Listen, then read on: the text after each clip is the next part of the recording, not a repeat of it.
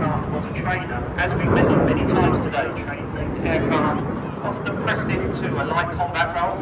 Well, this was pressed almost formally as the development of the Mark V jet propulsed trainer, which was really the ultimate example of the trainer version of the jet propulsed, became the BAC 167 Strikemaster.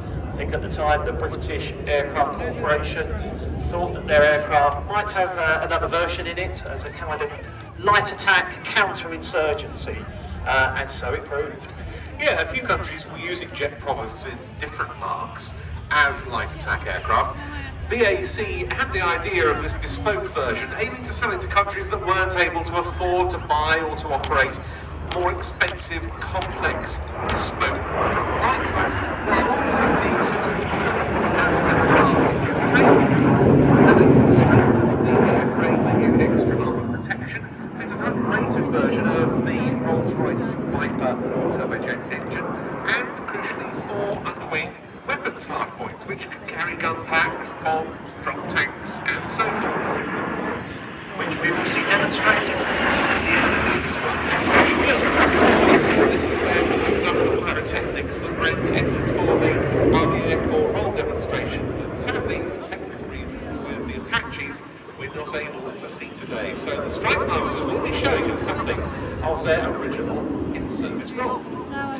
The Royal Saudi Air Force became the first customer for this aircraft. It had 47 of them. 146 were built. They were used not just by the Saudis, but by South Yemen, Oman, Kuwait, Botswana, Singapore, Kenya, New Zealand, Ecuador, and Sudan. And a few of those used them in anger, in combat. Ecuador did so, South Yemen, but particularly Oman.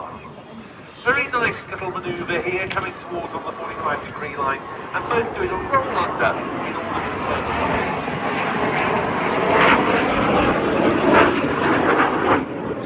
Sultan of Oman's Air Force, now the Royal Air Force of Oman, using Strikemasters a great deal in a conflict known as the Dhofar Rebel control of the Sultanate.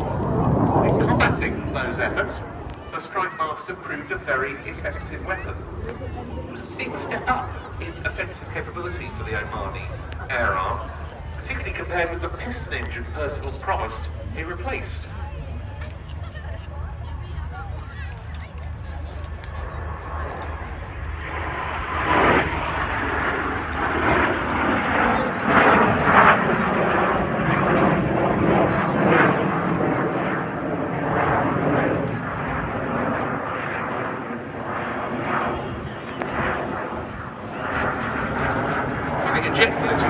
Was crucial in terms of allowing the aircraft to return to the combat zone much more quickly than the piston engine promised, and get that support for ground troops that much more rapidly. Plus, of course, the armament was far more potent. They could carry 32 Sura rockets, or a combination of 16 of those rockets and a pair of 540-pound bombs, as well as the two 7.62mm machine guns. They also had a rudimentary night attack capability, which later was made possible through using target illuminating flares.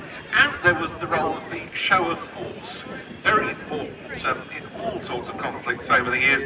A major demoralising effect was had on the enemy forces. Navigation lights on as the two Strikemasters run in straight in front of us, and they're coming in for a break.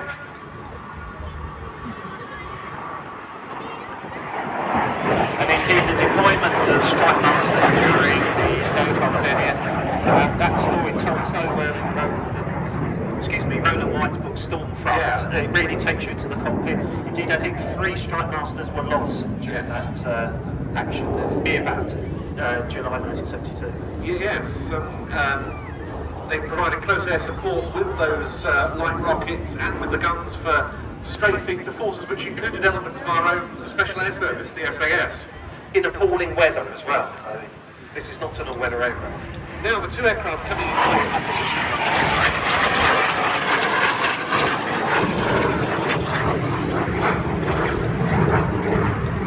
British contract pilots flew the Omani Strikemasters and the other types in the Omani service for many years as well, didn't they? Indeed.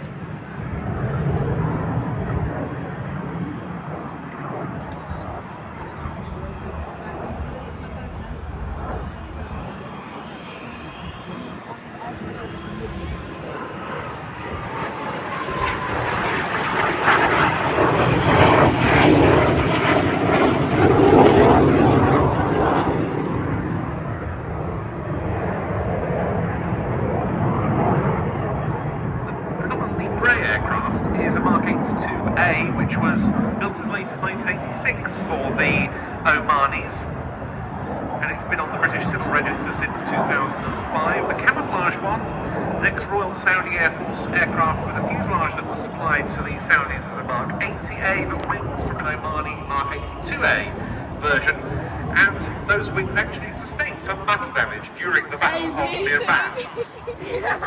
I think if you look at your right-hand side, you see the aircraft demonstrating one of its weapon rolls, 7.62mm straight.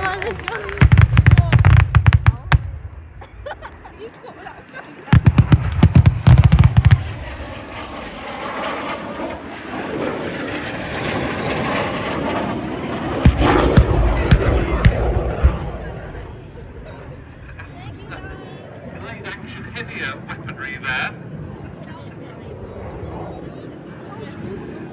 I think they were sympathetic explosions. I think the strafe obviously hit some fuel or ammo dumps and Yes. dispatched them appropriately.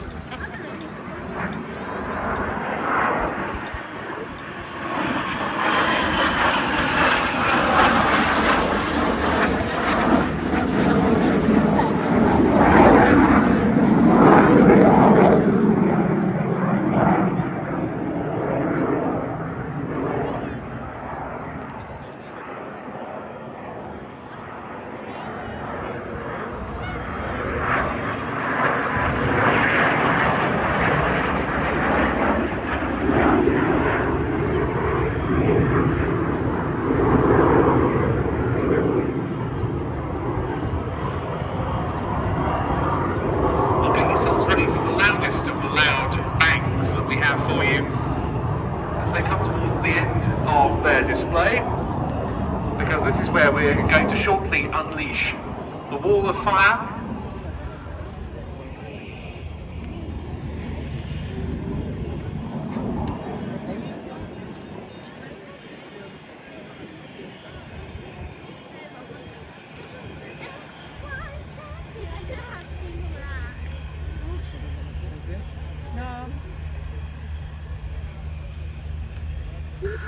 Lining up their run-in on the enemy target.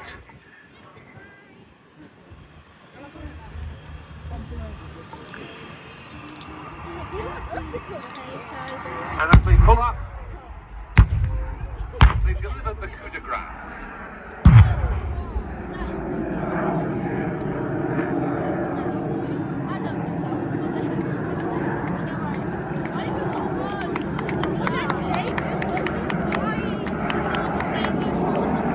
That's a lot of firepower from Yes. two Strikemasters. It certainly was.